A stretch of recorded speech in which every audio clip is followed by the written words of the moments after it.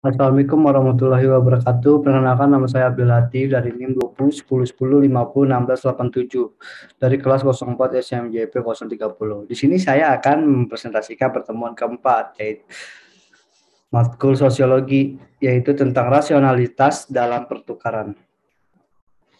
Sejarah akar teori. Lahir Boston tahun 1910. Ia dibesarkan pada lingkungan keluarga yang kaya raya. Pada tahun 1932, Thomas menerima gelar sarjana muda dari Harvard University.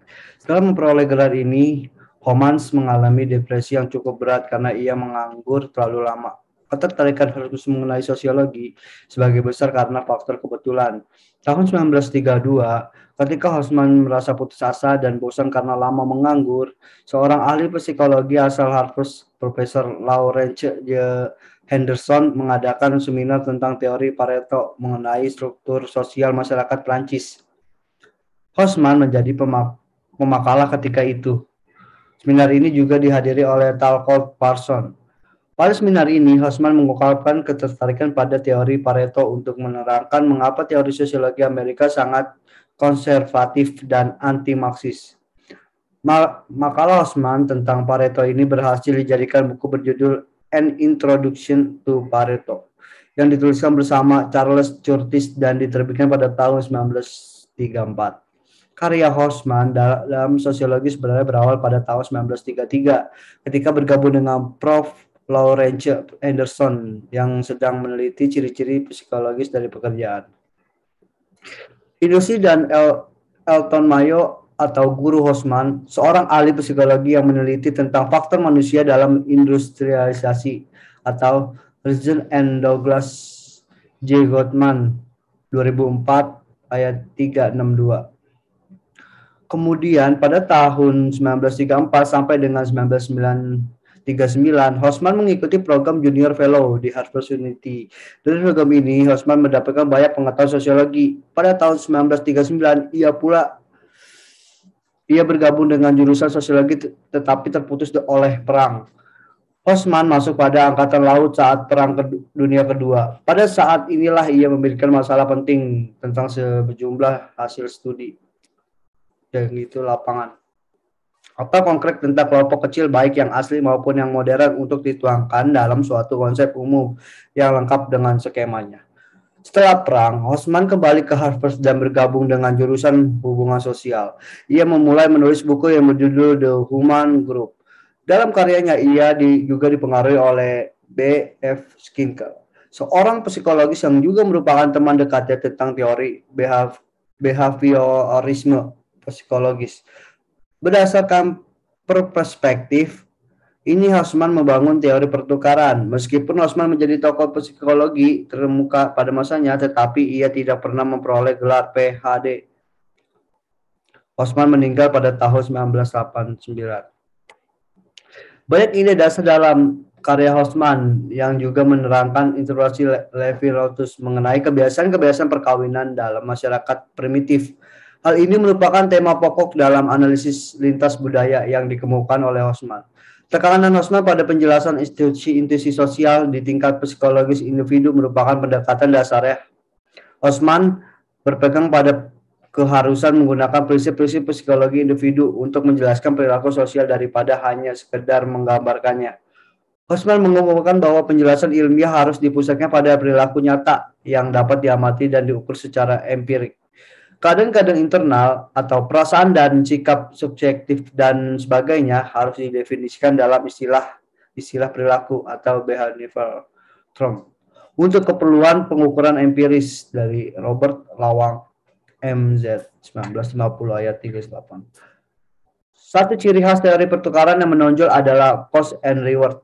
Dalam berinteraksi manusia selalu mempertimbangkan cost atau biaya atau pengorbanan dengan reward atau penghargaan dan manfaat yang diperoleh dari interaksi tersebut. Jika cost tidak sesuai dengan rewardnya, maka salah satu pihak yang mengalami distrust ini akan merasa sebal dan menghentikan interaksinya, sehingga hubungan sosialnya akan mengalami kegagalan. B. Konsep utama teori. Hosman memulai teorinya dengan ilmu ekonomi bukan dengan psikologi. Teori pertukaran Hosman berasumsi bahwa seorang terlibat pada sebuah tindakan karena ganjaran atau hindari adanya hukuman. Pertukaran perilaku untuk memperoleh ganjaran tersebut merupakan prinsip dasar dalam transaksi ekonomi. Ilmu ekonomi dapat menggambarkan hubungan pertukaran dan sosiologi dapat menggambarkan adanya struktur-struktur sosial di mana pertukaran tersebut terjadi. Melalui ilmu ekonomi, Osman mengkaji perilaku individu. Dalam meraih nilai suatu tindakannya, hal ini juga didukung dari adanya teori psikologi milik Skinner, yaitu behavioralisme. Seperti halnya binatang yang mencoba mencari ganjaran serta menghindari adanya hukuman. Manusia pun mencoba dengan memperbesar keuntungan dan memperkecil biaya yang dikeluarkan.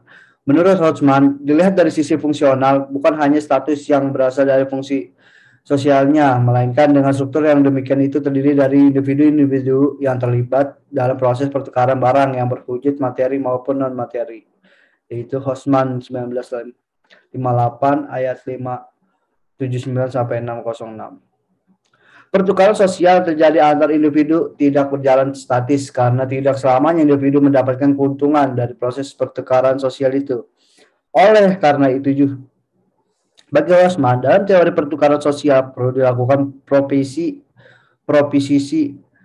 Menurut Osman, proposisi yang dapat menjelaskan teori pertukaran sosial secara utuh, diantaranya proposisi sukses, proposisi stimulus, proposisi nilai, proposisi kelebihan dan kekurangan, proposisi agresi pujian, dan proposisi rasionalitas. Pernyataan pertama, posisi sukses.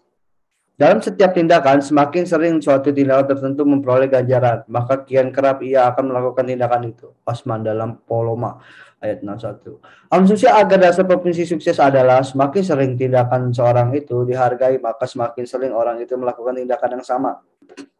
Sebaliknya, semakin sering tindakan seorang itu gagal atau tidak mendapatkan penghargaan, maka tindakan itu tidak akan diulangi lagi olehnya. Prosesi sukses ini hanya dapat disimpulkan bahwa ketika orang individu memperoleh ganjaran dan tindakan yang ia lakukan, maka suatu ketika ia akan melakukan tindakan itu lagi. Bahkan ia akan sering melakukan tindakan tersebut dengan harapan ia dapat menerima ganjaran yang serupa dengan apa yang ia telah dapatkan sebelumnya. Prosesi stimulus atau rangsangan menyatakan bahwa jika di masa lalu terjadinya stimulus atau rangsangan yang khusus atau seperangkat stimuli merupakan peristiwa di mana tindakan seseorang memperoleh ganjaran, maka semakin mirip stimuli yang ada seseorang ini dengan yang lalu itu. Akan semakin mungkin seseorang melakukan tindakan serupa atau yang agak sama. Osman dalam Poloma ayat 64. Prosesi tersebut menjelaskan bahwa ketika seorang individu mendapatkan rangsangan atau stimulus, maka ia akan cenderung melakukan agar mendapatkan apa yang ingin ia dapatkan. Pada kejadian sebelumnya, individu telah mendapatkan ganjaran reward. Setelah ia melakukan sesuatu dengan adanya stimulus semacam itu, individu akan melakukan lagi agar ia mendapatkan hal atau ganjaran yang serupa.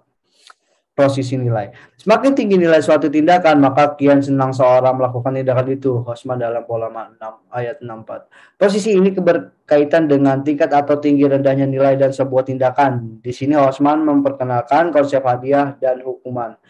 Hadiah adalah tindakan dengan nilai positif, makin tinggi nilai hadiah makin besar kemungkinan mendatangkan perilaku yang diinginkan. Sedangkan hukuman adalah yang diperoleh karena tingkah laku yang negatif dan dalam pengamatannya, Hodgman memperhatikan bahwa hukuman bukanlah merupakan cara yang efektif untuk mengubah tingkah laku seseorang. Ketika tindakan memiliki nilai yang tinggi, maka seorang itu akan semakin senang. Atau menikmati apa yang dilakukan, berbeda ketika nilai dari sebuah tindakan itu rendah atau bahkan justru tidak ada nilai yang mengikuti, maka individu akan cenderung malas dan bahkan atau tidak melakukan tindakan itu. Jadi ketika individu itu melakukan tindakan, ia melihat dari sisi nilai yang dimiliki ketika tindakan itu dilakukan. Prosesi kejenuhan atau deprivasi satiasi. Semakin sering di masa yang baru berlalu, seseorang menerima suatu ganjaran tertentu, maka semakin kurang bernilai bagi orang tersebut meninggalkan setiap unit ganjaran. Hodgman dalam Poloma ayat 63 sampai 64. Dalam proposisi kejenuhan atau deprivasi satiasi ini menjelaskan bahwa ketika suatu tindakan yang ada pada awalnya bernilai, semakin lama nilai tersebut akan semakin berkurang seiring dengan berjalannya waktu. Dapat dikatakan bahwa dari tindakan yang bernilai, ketika tindakan itu dilakukan berulang-ulang, maka setiap perulangan tersebut akan terjadi pengurangan nilai. Individu akan merasakan terjadinya pengurangan nilai dari tindakan yang ia lakukan berulang-ulang karena pengulangan itu sendiri yang menyebabkan adanya pengurangan nilai tersebut. Unsur waktu menjadi sangat penting di dalam prosesi ini. Orang pada umumnya tidak akan lekas jenuh kalau ganjaran itu diperoleh sesudah waktu yang cukup lama. Prosesi persetujuan atau restu.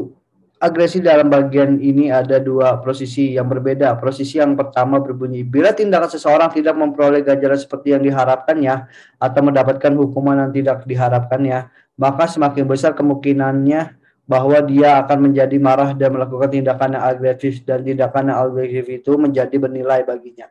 Hosman memberikan contoh bahwa jika seseorang tidak mendapatkan nasihat yang dia harapkan dari orang lain dan orang lain itu tidak mendapat pujian yang dia harapkan, maka keduanya akan menjadi marah. Dalam proporsi ini berbicara tentang perilaku emosional dari individu yang timbul dari perilaku yang telah ia lakukan sebelumnya. Pada posisi di atas dijelaskan bahwa individu akan melakukan tindakan sebagai reaksi dari adanya ganjaran atau hukuman yang ia terima. Ketika individu tidak mendapatkan apa yang ia ingin, ia akan lakukan tindakan agresif demi menyalurkan rasa emosional yang ia rasakan. Tindakan atas dasar emosi tersebut bisa jadi menjadi tindakan yang paling bernilai baginya karena ada yang ia harapkan sebelumnya tidak dapat terpenuhi. Posisi yang kedua lebih bersifat positif. Apabila seseorang mendapat ganjaran yang diharapkannya, khususnya ganjaran yang lebih besar daripada yang diharapkannya, atau tidak mendapatkan hukuman yang diperhitungkan, maka ia akan menjadi senang dan lebih besar juga. Akan melakukan hal-hal yang positif dan hasil dari tingkah laku yang demikian adalah lebih bernilai baginya. Misalnya apabila seseorang mendapat nasihat dari orang yang lain seperti yang diharapkannya dan orang lain itu mendapat pujian seperti yang diharapkannya, maka keduanya menjadi senang dan besar kemungkinan yang satu menerima nasihat dan yang lainnya memberikan nasihat lebih bermanfaat. Ketika individu mendapat ganjaran yang bernilai lebih dari apa yang ia harapkan, individu ini akan merasa senang atau bahkan apa yang ia lakukan tersebut dapat menjadi hal yang paling berharga baginya. Di sumber lain, Raho 2007 ayat 172 sampai 176 menyebutkan masih ada satu posisi, yaitu asumsi dasar posisi rasional adalah orang yang membandingkan jumlah imbalan yang diasosiasikan dengan setiap tiada tindakan. Imbalan yang bernilai tinggi akan hilang nilainya jika aktor menganggap bahwa itu semua cenderung tidak akan mereka peroleh. Sedangkan imbalan yang bernilai rendah akan mengalami pertambahan nilai jika semua itu dipandang sangat mungkin diperoleh. Jadi terjadi interaksi antara nilai imbalan dengan kecenderungan diperoleh imbalan. Imbalan yang paling diinginkan adalah imbalan yang sangat bernilai dan sangat mungkin dicapai. Sedangkan imbalan yang paling tidak diinginkan adalah imbalan yang paling tidak bernilai dan cenderung tidak mungkin diperoleh. Osman dalam Ritzner 2009 ayat 457. Prosesi Osman yang terakhir ini menjelaskan proses aktivitas individu yang syarat dengan pragmatisme kepentingan. Dalam aktivitas individu, nilai adalah segala-galanya. Nilai mendorong untuk bertindak dan juga dapat menghambat dan bertindakan. Tergantung kelebihan dan kekurangan nilai itu bagi individu yang menjalankannya. Osman menekan bahwa profesi itu saling berkaitan satu sama lain dan harus dijadikan satu perangkat dalam menganalisis perilaku individu dalam masyarakat. Prosesi tersebut saling melengkapi dalam penjelasan perilaku individu untuk melanjutkan dapat menjelaskan mengenai struktur sosial dalam masyarakat. C. Aplikasi teori. Teori ada pilihan rasional ini berkaitan dengan pilihan yang berakar dari nilai. Dengan adanya rasional yang dimiliki, setiap tindakan individu dipengaruhi oleh nilai yang akan didapatkan. Pertukaran di sini terjadi di mana tindakan yang dilakukan akan ditukar dengan nilai yang diperoleh. Banyak fenomena yang terjadi dalam kehidupan sehari-hari yang bisa dikaji melalui teori pilihan rasional, termasuk yang terjadi di lingkungan pendidikan mengenai pemilihan jurusan ketika siswa sekolah menengah ke atas akan melanjutkan studi ke perguruan tinggi. Sekarang ini kuliah sudah seperti menjadi kewajiban untuk remaja atau siswa sekolah menengah atas yang sudah lulus sekolah. Pada dasarnya pendidikan di negeri kita ini hanya diwajibkan 9 tahun belajar. Tetapi sekarang ini banyak masyarakat yang memandang pendidikan sebagai kebutuhan sekaligus gaya hidup. Sehingga banyak dari mereka yang sangat beringin untuk dapat berkuliah. Siswa banyak memiliki pilihan jurusan apa yang akan ia pilih untuk ia jalani dalam perkuliahan. Banyak sekali perguruan tinggi baik negeri maupun swasta yang menawarkan jurusan-jurusan serta program studi yang dibutuhkan, diminati dan sengaja dibentuk hanya agar menarik minat siswa. Tentu tindakan para siswa dalam memilih jurusan tersebut didasari oleh alasan-alasan yang berbeda setiap individunya. Mereka mengambil jurusan tersebut karena mereka memiliki tujuan yang ingin mereka dapatkan. Tujuan yang dan nilai yang akan didapatkan ketika mereka mengambil jurusan tersebut menjadi dasar-dasar mereka menentukan jurusan itu. Berdasarkan pengamatan dari fenomena yang ada banyak alasan mengapa siswa memilih suatu jurusan, yaitu agar dapat masuk ke perguruan tinggi yang mereka inginkan, dalam arti mereka memilih jurusan yang jarang diminati dengan tujuan persaingan yang ada sedikit sehingga dapat dengan mudah masuk di perguruan tinggi yang diinginkan.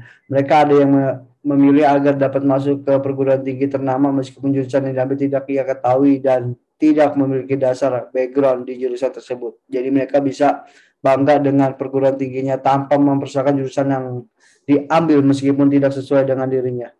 Ada pula yang memilih jurusan karena melihat jauh ke depan, prospek bahwa jurusan tersebut banyak dibutuhkan masyarakat sehingga nantinya dapat mudah mencari pekerjaan. Begitu juga ada yang memilih jurusan yang sesuai dengan apa yang ia cita-citakan atau apa yang ia sukai. Jadi mereka memilih jurusan tersebut murni karena keinginan dia atau selaras dengan cita-citanya, bukan karena jurusan tersebut memiliki perguruan tinggi ternama ataupun bukan karena memiliki prospek yang cerah untuk mencairkan pekerjaan ke depannya.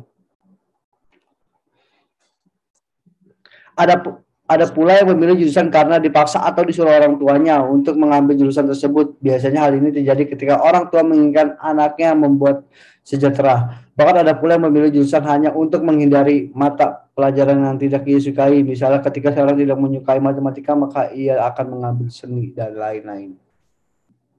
Mengkaji fenomena tersebut dengan menggunakan profesi-profesi yang dinyatakan oleh Hosman tersebut satu persatu. Profesi sukses seperti ia telah dijelaskan di atas, profesi sukses berkaitan dengan tingkat kesuksesan untuk memperoleh ganjaran atau nilai yang diharapkan dan tindak tersebut cenderung dilakukan lagi. Misalnya ketika di SMA seorang siswa jurusan IPS yang mempelajari pelajaran sosiologi, di situ dia banyak belajar tentang pola perilaku dan bagaimana ia bersikap di masyarakat. Hal itu memberikan pengalaman berharga baginya. Oleh karena itu ketika memilih jurusan ia memilih sosiologi juga agar lebih bisa mendalami hal tersebut. Posisi yang kedua yaitu posisi rangsangan stimulus. Stimulus ini berkaitan antara stimulus dan respon, dan profesi mengkaitkan antara kejadian yang pernah dilakukan oleh individu.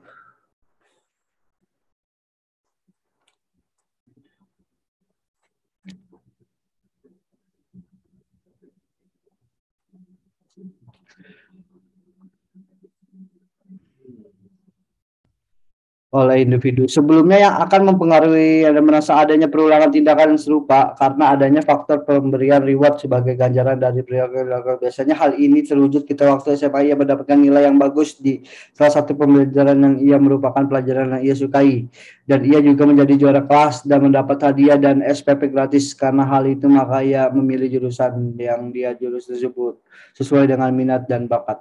Proses nilai hal ini bisa terwujud ketika seorang anak SMA mempertimbangkan baginya. Misalnya ketika ia memilih jurusan kedokteran, maka ia akan dipandang sebagai orang terhormat di masyarakat.